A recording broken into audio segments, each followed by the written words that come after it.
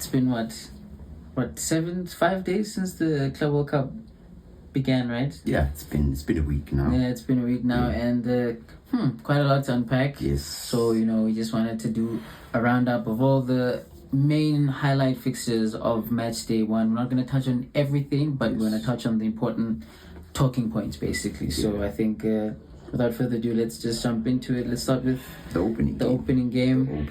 I'm out here having to dance to the best hit of 2017. You are. Yeah, let's chill out before they get us for copyright. But yeah, but yeah, okay. Even first game, big pageantry, of course. Big competition. You're like, all right, attendance is okay.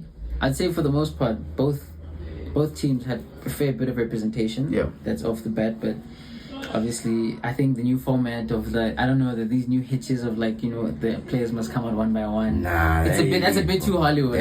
That's a bit too Hollywood. I think having the big shows and stuff we've seen in the Champions League final, it's normal. But I think that part kind of cut away with it. But anyways, obviously now Lionel Messi and friends versus this African dynasty of a team. Yeah. New coach, under pressure to perform. And what is your summation of just the opening game before we touch on everything else? I don't know, like you said, bro, before we started shooting, Al Ahly will rule this game, bro. Because we're actually tuned in to Matchday 2, and Palmeiras are actually leading right now 2-0. The match is currently suspended, but we'll keep you in tabs for that one. So it's 2-0. Al Ahly are losing 3 points again. And they will feel like 2 points dropped in that first game. They were playing with their food. Yeah. I think anyone that watched that game knew that, Inter Miami gained a point. They scraped a point. They absolutely, I think the fact that the man of the match was the Inter Miami goalkeeper says everything that you need to know. Inter Miami were open. They were all over the place. Literally, they are here on brand name alone. And football merit second, and I think that might be bumped to third, because just what I didn't see the best representative of the CONCACAF region of this competition. It just was okay, so that means Africa is way closer to Europe than we ever thought. Yeah. And to the big extravagant countries. That means that's the case. And that's something that we did mention in our bracket challenge / preview video, that we think the MLS's level in comparison to Europe and Africa, the fitness level, you could see in that game that these guys are out of it. In comparison, yeah. Even Sergio Busquets, bro, I'm like, is this the guy who was bossing the midfield? That's the thing, bro. Age, Father Time catches everyone, and I think they knew what they were doing, bringing the likes of the Jordi Albas, the Luis Suarez. Suarez, shame, the last 15 minutes, I was feeling bad myself, guys, because he was just strudging along. And I'm not even trying to be mean, but just looking at the situation as a whole and saying that, did you really, this just, I don't know, it just felt a bit sad. Yeah, I don't know. It was. But overall, I'd say from a footballing point of view, Al Ahly will rue the opportunity, especially now the context that they're losing now. They would have really needed those 3 points. Trezeguet with the penalty miss, and Mamashu leaving the game injured, bro. And honestly, it's a tough situation. It doesn't look good for them. A team that they expect nothing but greatness, and anything else beyond that is deemed as a failure. So we'll just have to see how they play. But so far, that is that, and then we move on to the next game. And I don't know if you have anything else you want to talk about with Inter. No, not really. All right, then we can move on to the next fixture of the round, which was Bayern Munich versus Auckland City. Probably the most predictable result that you can ever predict. If I had people calling me saying, dude, should I do over 3.5 or 4.5? Over 5.5 was a chat too, bro. Because this was just, and honestly, there's not much threat on this game. I'd say Michael Olise, had them on strings. You could tell from his post-match interview why he was so ruthless. He didn't care. Yeah. He didn't care. These guys, I think most of them probably, they just played we're mad that we're having to play here, so let's just do our job, get it done. And it was flawless. I think for most of these Auckland City players, they're playing with people that they used to watch on TV. So this is a big deal for them. No disrespect to them. They got here for a specific reason. Yeah. But just this was just. I think that this just shows you that the football in Oceania just needs to step up a little bit. Massively. Auckland City have won, I think, 12 of the... 12. They hold the record for the most, the Champions League in that region. Yeah. They have the most. So they are the kings of that region specifically. So they will most likely be here in 2029 again. So I think OFC, the Oceania Football Confederation, or whatever they call it, need to step up, bro. Yeah, because it's a bit, it's showing, it's giving, those minnow countries who had a very good qualifier, made it to the World Cup, and get absolutely demolished by a massive Haiti versus Spain in the Confed Cup in 2013. It's stuff like that. But I like that Bayern didn't take this game lightly. They were very professional in the sense of they just we want a goal difference. If we need goal difference that can take us to the best possible chance of being top, we'll do that. And I think Boca Juniors and Benfica are also looking at Auckland City 100%. Bro, I think if they can get their numbers up, they're looking, the chances of advancing are increasing. Speaking of those teams, I think they gave me, in my opinion, the first game where I was like, okay. Now the Club World Cup is starting. Okay. The stadium was bouncing. Obviously, Boca Juniors, huge fan base in the Americas. Massive. Their fans were there. Their fans were there. Maradona's club. You could sense that a powerhouse in South America was playing football in the Americas, bro. You could. It was very obvious. It was very evident. It was very just clear to say that this is a big deal. This definitely is a big deal. Yeah. And they came out guns blazing. I was expecting Benfica to, I think, obviously, for me, even before, we were touting Boca to be the ones to probably edge it just because of their advantage in terms of they're still early in their season. They haven't had that much football played. And you'd imagine how those countries are taking this competition. They'll probably be more up for it. And, shame. It really was. It was a barn burner. Even the first half was just crazy, from just boom, first 2 goals, and you're like, okay, damn, this is becoming a bit of, obviously, and then they kind of salvaged it towards halftime, and then the second half it was kind of open-ended in terms of how it was going to go. And I'd say the second half is when it got very feisty. It was that was much more of a very South American flavored type of just very cagey, very just not a lot of beautiful football being at play, but more like gritty performances. Who wants it more? Who's willing to get it? So, and fair play to Benfica to actually they were 10 men down for a while. That's what I'm saying as well. Yeah, Boca got their own red card. But I just want to mention something that I've noticed watching the South American teams. Yes, they have the advantage in terms of the atmosphere because most of their fans made it to the games. Yeah. But the use of set pieces, bro. The use of set pieces, that's something that I've noticed most of their teams use that. Also, Botafogo in their game versus Seattle Sounders, they use that to score the 2 goals, which are 2 headers.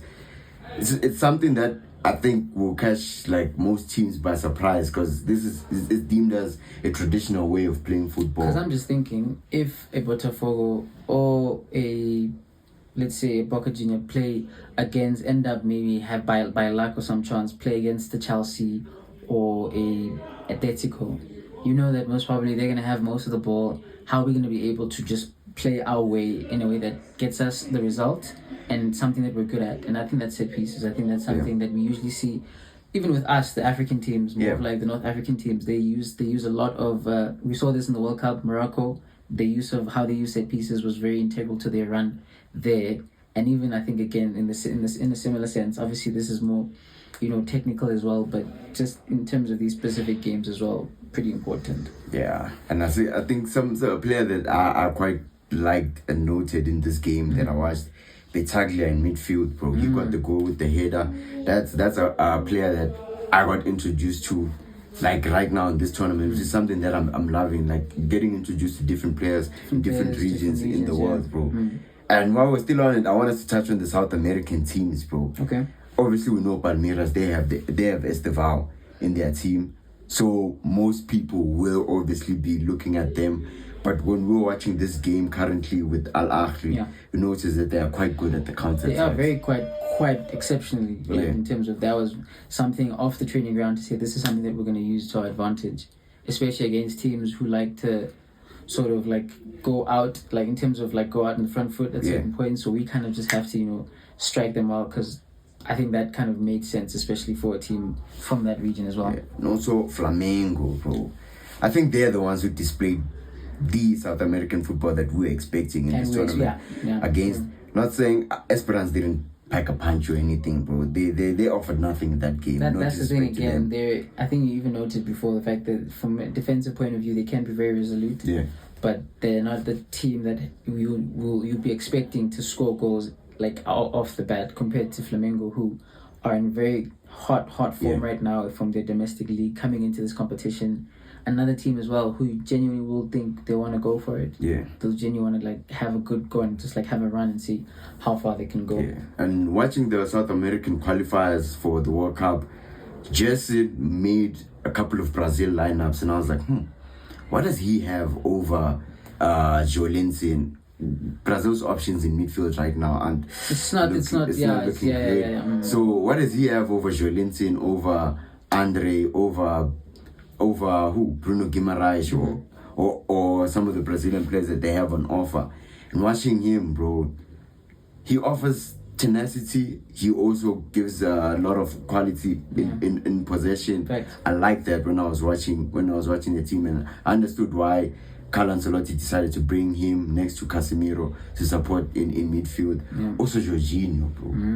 Jorginho. Quite a coup there. Them getting him when they did. They knew exactly that, getting that kind of European experience would be invaluable, because I think he kind of brings that level as well, like in terms of that discipline of being an Italian player and also being a player who's played in Champions League winning teams, Euro winning teams. So he brings a good level of experience as well. And he kept it ticking. And I like also Araujo there in the left wing. He got the goal. He was also vital in this game. I think out of all the teams that I've watched out of Europe, I think Flamengo, no disrespect to Esperance, even though like they are not the best opposition to measure their quality against, but in terms of playing style, I saw like the Brazilian flavor. I saw them, they were trying a lot of well-oiled machine, very well-oiled machine. So I think obviously Flamengo, Palmeiras, but also just to move on to Fluminense, got a very crucial draw against Borussia Dortmund, and for the most part they went for it. They 100% went for it. They did not hold back. And, I'd say the game itself, nothing really to write home about. A 0-0 draw. It seems like that's... I think Kobo saved Dortmund. Yeah, it's a very crucial points as well. Kobo saved Dortmund. Very crucial points as well. Dortmund are non-existent, bro. Yeah. We touted them as group winners because just based off their form and just like the team that we know them as, but obviously that didn't play out. But I touched on the game, just giving credit to Fluminense for like sticking their guns, playing their game, and I'd say just a good goalkeeping edged Dortmund so close, but also the fact that the team on the other side, obviously we need to talk about the only team that from Africa that got a win, scored a goal actually, and that's Mamelodi Sundowns versus Ulsan. I need you just to please keep it brief, because I know you're gonna go on forever. Please, just from your standpoint as a very biased football analyst at this point of view, please take it away. Honestly, I just feel like we dominated the game, bro.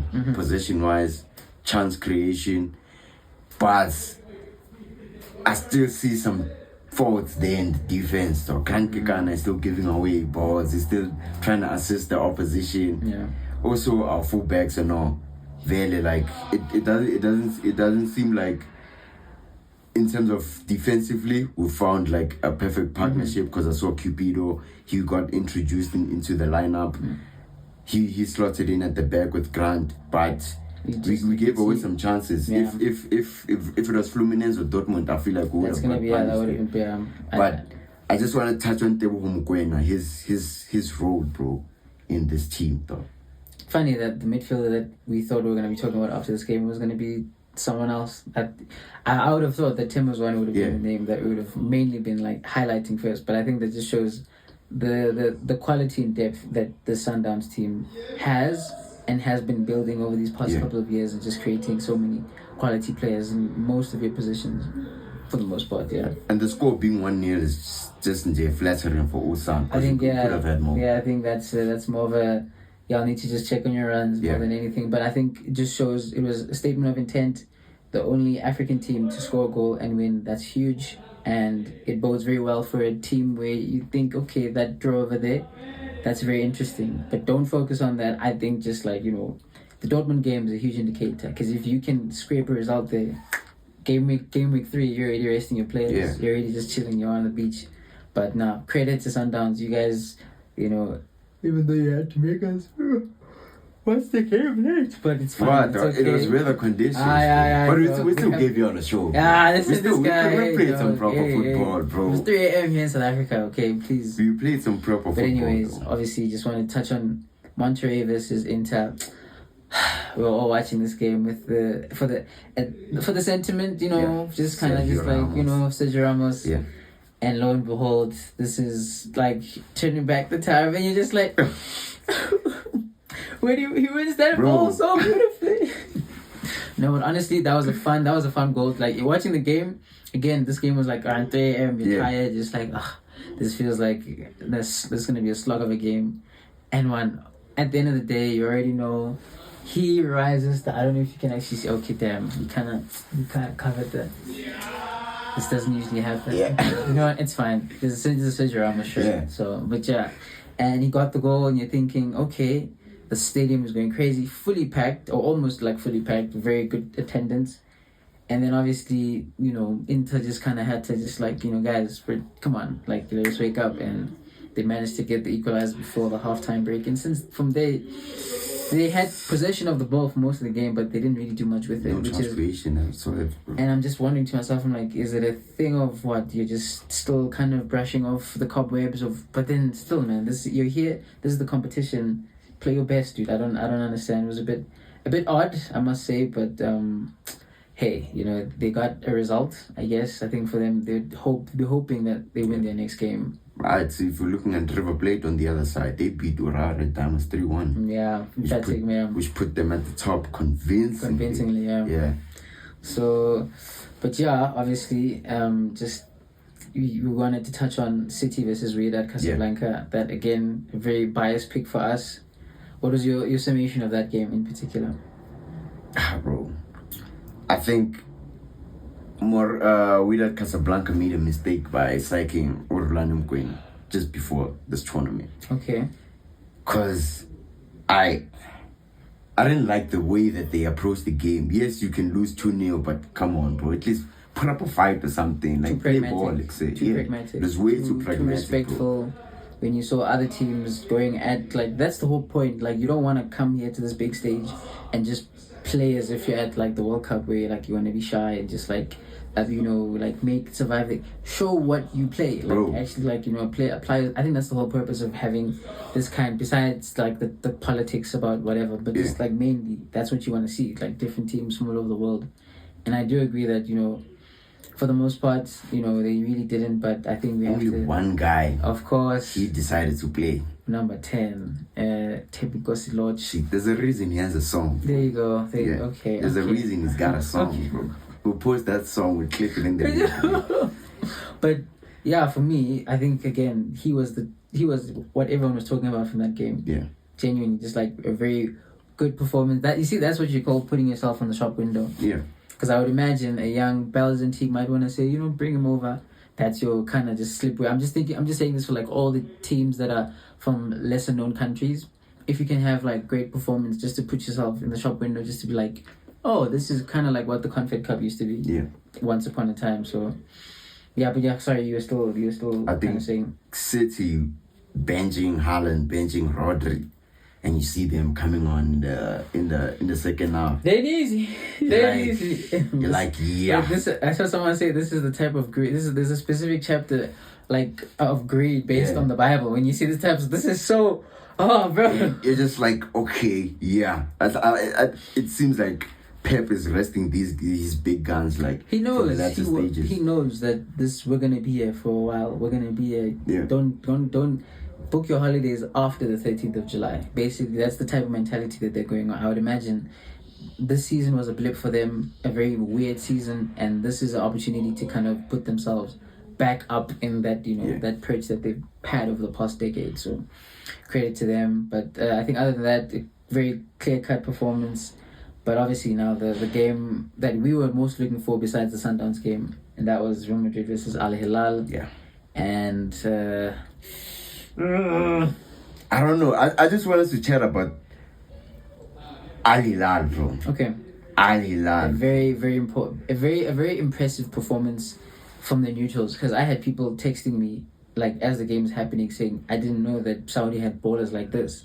And you're like, well, I mean, I feel like having a manager like Simone Inzaghi, even if, it's been almost like a week or so, sure, having a player like, and the fact that Al Hilal were a very decent outfit in, like, respectively in their league. Asia, yeah. And they have a lot of high quality European players playing there as well. So it's not like most of the contingents are like Saudi players. So I think that's also another thing. But more than anything, I feel like Simone Inzaghi just being there, that presence, that mind, you just knew that they were just gonna go for it basically. I don't know. But I don't like the fact that Simone Inzaghi got this team clicking so quickly than Xabi Alonso has with this team. To be fair, both managers had a similar amount of time to have with their squads.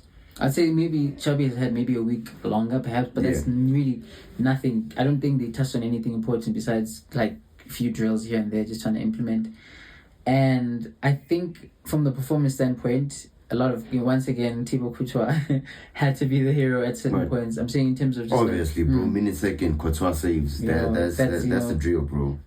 So even for me, I was just like, okay, these are just brushing off the cobwebs. Yes, at certain points, you're caught out at the back, but you're just saying that this is how Madrid are. They grow in games, and I feel like this is just getting the result is the most important thing. Group stage, this is what they do. Yeah. Knockout stages is where you really put your money where your mouth is. And I was quite surprised that, they were not really able to get that, significant moment. And I think you mentioned off camera few performances that you're not happy about. Vinicius Jr. and Rodrigo, bro. How do you get... No disrespect to Yao Cancelo, but this guy was a cone, bro.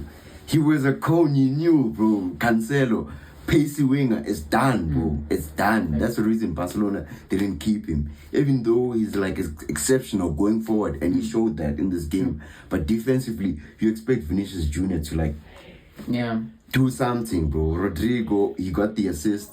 Sure, Gonzalo Garcia, fine. He got the goal. He's very raw, but I can see the potential there. He's very raw. I'd say there were a few opportunities that you'd hope that a better striker would be able to finish that. But I'd say a good showing for him in terms of this new age. And again, notably, Xabi Alonso playing a 4-3-3 instead of his preferred style of play. Yeah. I don't know what you made of that. If you thought that's just maybe still testing out what works, what doesn't.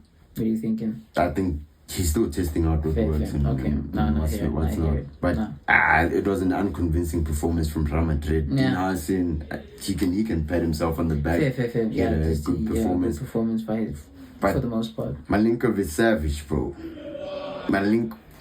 Bro, remember United wanted this guy for a long I think he was like one of those players that was every transfer window. And I'm just saying, bro, I'm glad that he's still showcasing his quality out there in Saudi, even here at this world stage, bro. He's a player that I noted on this game. Yasin Bono saving the penalty, bro, at the end. He knew. Bro, there's no one, I feel like me watching the game, very Madrid adjacent. I'm a big fan of Madrid, and you're just seeing this, but you're just like, hey, Fede is not our usual penalty taker. All of our penalty takers are on the bench now. Yeah.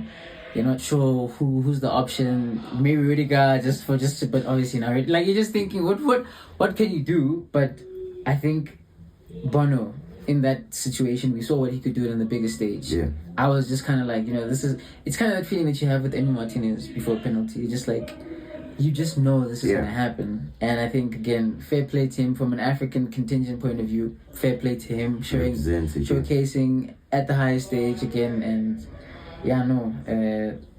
I'd say the game as a whole, nothing much to write home about. I'd say disappointing from Madrid contingent, but it was end to end, bro. Was, I found it quite entertaining seeing the Saudi team. I'd say that's the part that I can say. Bro. I'd say if I'm looking at it from the neutral's point of view, to say that it was a game, it was a competitive game that had people genuinely saying, "Oh, these Saudi teams genuinely want to play ball. Like they're not just here to make up the numbers." And I think that's an important part. Yeah. I'm just saying also from me, I'm looking at it devil's advocate from the point of view as a Madrid fan, or watching it from the point of view of someone who likes Madrid, that you really wish you could have at least saw a bit of that authority. Trent Alexander-Arnold, man.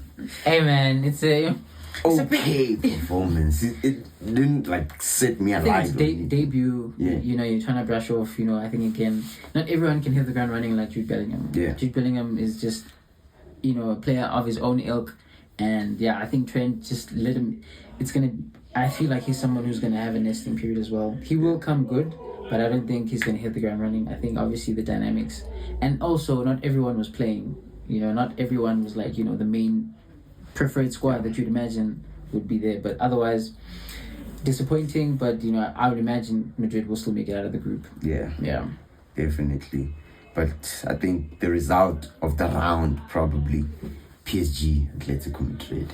Just picking up where they left off, really. Yeah. I think especially for the Portuguese players, they've been having an incredible 2 weeks. Just too much winning. Bro. Just stop. It's just they've been on a tear. I think the game as a whole, I'd say, I don't know, it was started a tad bit slow maybe, or just like, you know, just kind of getting into it, because, you know, obviously some of these players are coming from like, you know, long periods of playing football. But again, bro, they showed their class from a technical point of view on the ball. They were cutthroat. They were just, I mean, and just Atletico, I don't know. As you said, on their day, they can be really good. Yeah. And sometimes they can just be really okay at best.